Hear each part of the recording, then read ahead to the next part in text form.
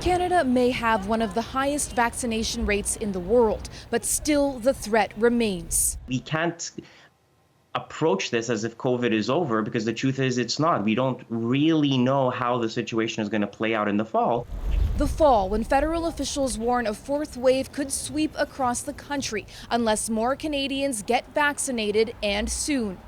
In Alberta, where the province is rolling back efforts to test and trace, COVID-19 is spreading rapidly. Calgary's cases doubled just last week. Uncontrolled outbreaks is what allow viruses to mutate. That's where variations come from. And man, I don't want to unleash an Alberta variant on the world. The rise already being fueled by the highly contagious Delta variant and the unvaccinated. About 1 in 5 eligible Canadians still haven't had even one dose, a choice costing some their lives, says this critical care doctor. I can give you real stories of people that have not got the vaccine, that in their last moments when they could speak before we had to put them on a ventilator, and highly regretted the choice they'd made. But momentum in Canada's vaccine rollout has waned. In London, Ontario, 21,000 doses of the Moderna vaccine will soon expire, even as 20% of eligible residents there still haven't gotten a shot. In Toronto, pop-up clinics are targeting specific communities where vaccination rates are lower. There are people who still are hesitant or not sure where to go, or they just can't make it based on schedule. Please get vaccinated.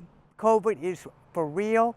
Jeffrey Friedman was hospitalized for 44 days last year, most of them on a ventilator. He still suffers with symptoms today. Nobody should go through what I went through with my family.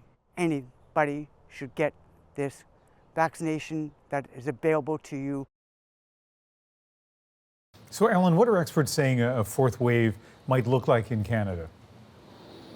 Well, Ian, they do expect cases to continue to rise in the fall, with kids, so many of them too young to get a shot, going back to school. But this time, a rise in cases doesn't mean that we'll also see a rise in hospitalizations like with previous waves, at least among those who've gotten their vaccines. As it stands right now, Ian, about 6 million eligible Canadians have not received a shot and remain vulnerable.